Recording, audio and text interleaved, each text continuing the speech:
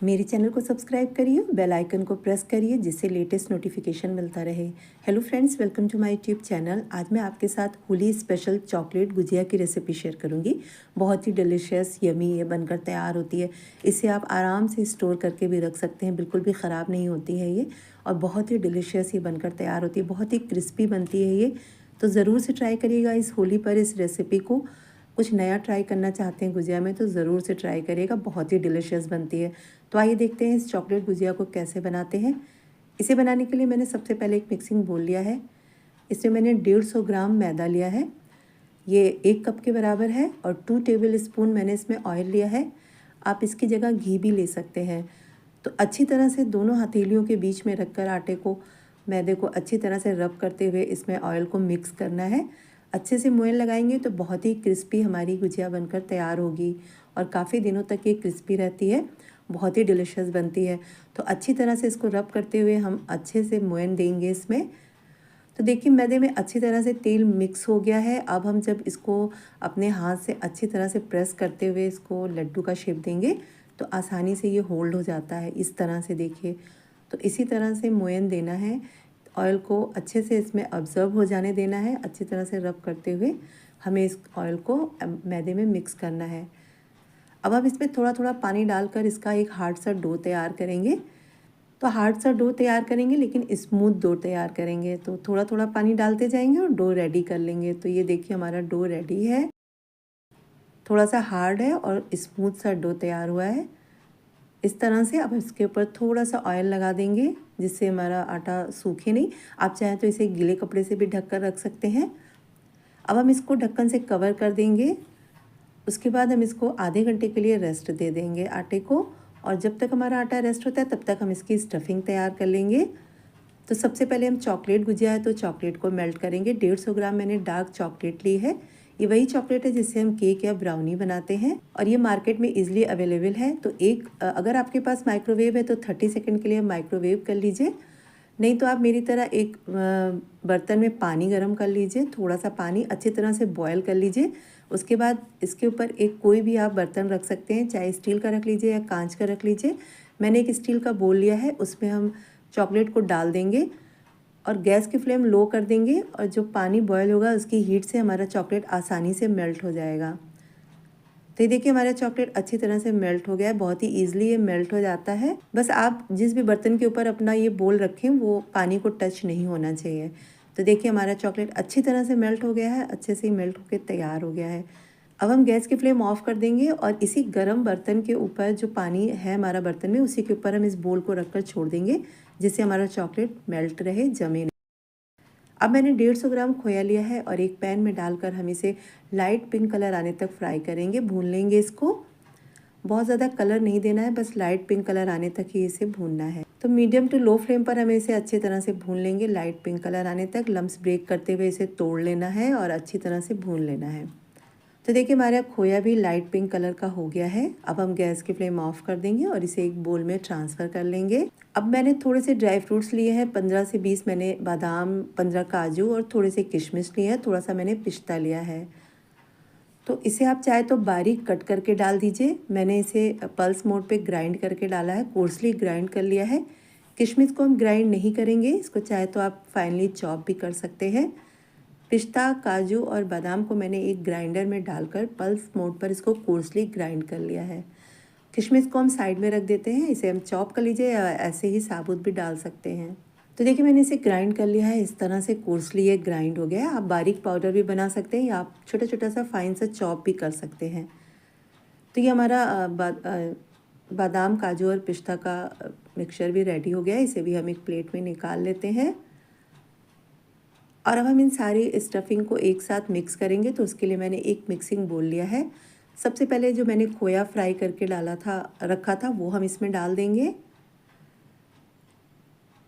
और अब जो मैंने ड्राई फ्रूट को रखा था कोर्सली ग्राइंड करके, वो हम इसमें डाल देंगे। किशमिश डाल देंगे और बाकी तीनों चीज़ों का जो मैंने कोर्सली ग्राइंड किया था वो डाल देंगे। और इसमें हम 1 टीस्पून इलायची पाउडर डाल देंगे और इसको हम अच्छी तरह से मिक्स कर लेंगे।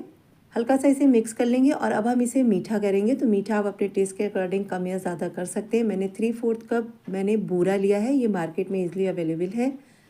अगर आपको नहीं मिलता है तो आप पिसी हुई चीनी भी डाल सकते हैं, और चीनी की क्वांटिटी अपने टेस्ट के अकॉर्डिंग घटा या बढ़ा सकते हैं। मैंने 3/4 कप डाला है, आप 1 कप तक इसमें डाल सकते हैं। अब हम हाथों की हेल्प से इसको अच्छी तरह से मिक्स करेंगे। खोए के लम्स को ब्रेक कर देना है और अच्छी तरह से उंगलियों से दबा दबा कर इसको अच्छे से मिक्स कर देना है, जिससे सारी चीज़ें अच्छी तरह से आपस में मिक्स हो जाएं। तो देखिए मैंने सारी चीज़ों को अच्छी तरह से मिक्स कर दिया है। इस स्टेज पर आप इसमें चीनी टेस्ट भी कर सकते हैं।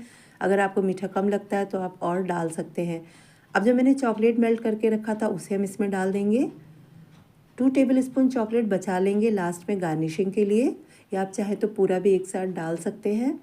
तो थोड़ा सा मैंने बचा लिया है गार्निशिंग के लिए, 2 टेबलस्पून के करीब।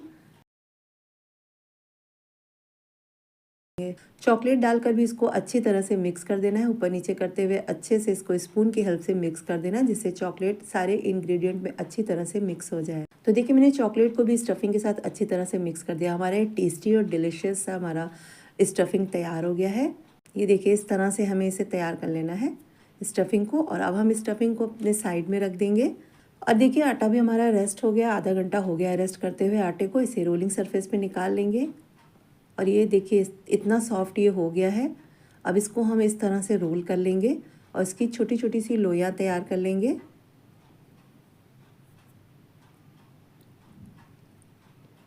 तो मैंने सारी लोइयाँ तैयार कर लिया। अब इन लोइयों से बॉल तैयार कर लेंगे। तो देखिए मैंने सारी बॉल्स भी तैयार कर ली हैं। अब एक बॉल हम लेंगे, रोलिंग सरफेस पे उसे रखेंगे और इसमें हम सूखा मैदा डस्ट करेंगे। तो सूखा मैदा ले लेंगे थोड़ा सा, इसको डस्ट करते हुए हम इसको रोल करेंगे। पतली पतली हमें इसकी पूरियाँ बेल लेनी है।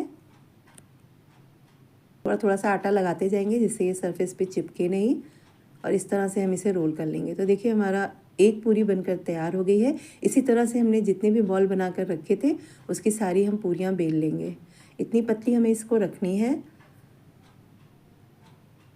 तो इस तरह से हमने देखिए दूसरा भी तैयार कर लिया है, और जितने भी मैंने बॉल बनाकर रखे हैं उनके हम इस तरह से पूरियाँ बनाकर तैयार कर लेंगे। बड़ी बड़ी पूरियाँ इसलिए बनाई है मैंने क्योंकि हम इसे मोल्ड के साथ तैयार करेंगे। तो मैंने सारी पूरियों को तैयार कर लिया है, और ये गुजिया का मोल्ड है, मार्केट में ईजिली अवेलेबल है।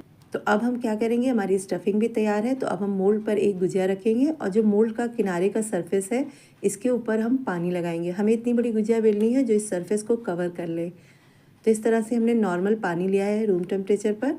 इसको हम इस तरह से चारों साइड में लगा देंगे। अब हम बीच में एक हिस्से में इसको स्टफिंग को भरेंगे। 1 टेबलस्पून के करीब भरिएगा, बहुत ज़्यादा भी नहीं भरना है या बहुत कम भी नहीं भरना है। अब इस तरह से प्रेस करते हुए हम बाकी का आटा इसमें से कट करके निकाल देंगे और अच्छी तरह से प्रेस कर देंगे जिससे किनारे सील हो जाए। और ये देखिए मोल्ड के साथ बहुत ही खूबसूरत सी हमारी गुजिया तैयार हो गई है इस तरह से। और ऐसे ही हम अपनी बाकी की गुजिया को भी तैयार कर लेंगे जितनी हमें बनानी है।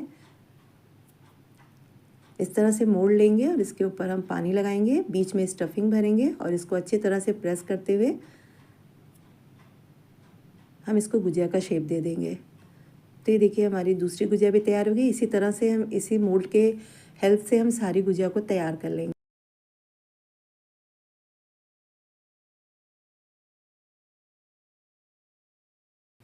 तो देखिए मैंने सारी गुजिया तैयार कर ली है। इसे हम एक प्लेट में रख देते हैं और अब हम इसे फ्राई करेंगे।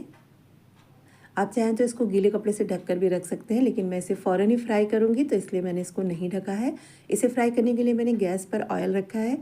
ऑयल को मीडियम हॉट गर्म करना है, इतना गर्म करना है कि जब आप इसमें थोड़ा सा आटे का टुकड़ा डालेंगे तो ये चारों तरफ इसकी बबल्स उठने लगेंगे। बस इतना ही हल्का हमें ऑयल को गर्म करना है और गैस की फ्लेम हमें लो कर देनी है। लो फ्लेम पर हमें गुजिया को ऑयल में ड्रॉप कर देना है और लो फ्लेम पर ही हमें इसे फ्राई करना है। धीमी धीमी आंच पर इसे फ्राई करेंगे तो बहुत ही क्रिस्पी तैयार होंगे ये। इस तरह से चम्मच की हेल्प से इसके ऊपर ऑयल डालते जाएंगे और धीमी आंच पर इसे फ्राई करेंगे। 4 से 5 मिनट लगते हैं इसको फ्राई होने में और बहुत ही क्रिस्पी और लाजवाब से हमारी गुजिया तैयार होती है। ये देखिए इस तरह से हमें इसे धीमी आंच पे फ्राई कर लेना है। बहुत ज़्यादा हाई कर देंगे फ्लेम तो ऊपर से ये जल्दी से ब्राउन हो जाएगी और अंदर से इसमें टेस्ट नहीं आएगा और सॉफ्ट भी बनेंगी तो क्रिस्पी नहीं बनेंगी। तो इस तरह से हमें इसको चलाते रहना है। इस तरह से चलाते हुए इवनली ये फ्राई हो जाएंगे और बहुत ही क्रिस्पी हमारी गुजिया बनकर तैयार होगी। उलटते पलटते हुए इसे हल्का सा गोल्डन कलर देना है, बहुत ज़्यादा डार्क कलर भी नहीं देना है। तो देखिए इस तरह से इसको उलटते पलटते हुए चलाते हुए इसमें हल्का हल्का सा सुनहरा सा कलर आने लगा है और ये हमारी गुजिया तैयार हो गई है। बस हमें इतना ही कलर देना है, बहुत ज़्यादा डार्क फ्राई नहीं करना है। और अब हम इसे एक प्लेट में निकाल लेंगे क्योंकि गुजिया हमारी फ्राई होकर तैयार हो गई है। तो अब हम इसे एक प्लेट में निकाल लेते हैं। ये देखिए बहुत ही अच्छा सा सुनहरा सा कलर आ गया है इस पर। तो देखिए इसी तरह से हम बाकी की गुजिया को भी फ्राई कर लेंगे लो फ्लेम पर। तो मैंने सारी गुजिया फ्राई कर ली है, बहुत ही क्रिस्पी बनकर ये तैयार हुई है। ये देखिए सारी गुजिया मैंने तैयार कर ली है और बहुत ही क्रिस्पी बनी है। ज़रूर से ट्राई करिएगा, बहुत ही डिलीशियस और यम्मी बनती है। तो इस होली पर इस रेसिपी को ज़रूर ट्राई करिएगा, बहुत ही ये पसंद आने वाली रेसिपी है और बहुत ही आसान सी रेसिपी है और बहुत ही जल्दी ये बनकर तैयार हो जाती है। इस तरह से इस पर सुनहरा सा कलर दे देना है और ये हमारी डिलीशियस सी गुजिया बनकर तैयार हो गई। मैं आपको इसे तोड़ कर दिखाती हूँ। स्टफिंग पूरी गुजिया में भर भर कर ये इस तरह से भरनी है। ये देखिए बहुत ही क्रिस्पी बनी है और इसको आप जब तक स्टोर करेंगे एयर टाइट कंटेनर में तब तक ये क्रिस्पी रहती है, बिल्कुल भी सॉफ्ट नहीं होती है। तो अब जो मैंने चॉकलेट बचा कर रखा था उसे इस तरह से मैंने इस पर डेकोरेट कर दिया है। आप चाहे तो पाइपिंग बैग में भरकर भी इसे अच्छी तरह से पत्ती पत्ती से इस पर लाइनें बना सकते हैं। कोई भी आप अपनी पसंद का कोई भी डिज़ाइन आप चॉकलेट के साथ इस पर बना सकते हैं। मैंने इस तरह से स्पून पे थोड़ा थोड़ा सा लेकर इसके ऊपर रख दिया है। बहुत ही डिलीशियस और बहुत ही यमी ये बनकर तैयार हुई है। तो इस होली पर इस रेसिपी को ज़रूर ट्राई करिएगा। मेरी रेसिपी पसंद आती है तो प्लीज़ इसे लाइक करिए, इसे अपने फैमिली और फ्रेंड में शेयर करिए। और अगर अभी तक आपने मेरा चैनल सब्सक्राइब नहीं किया है तो प्लीज़ आप इसे एक बार सब्सक्राइब ज़रूर करिए और इस होली पर इस गुजिया की रेसिपी को ज़रूर ट्राई करिए। Thank you so much for watching my video.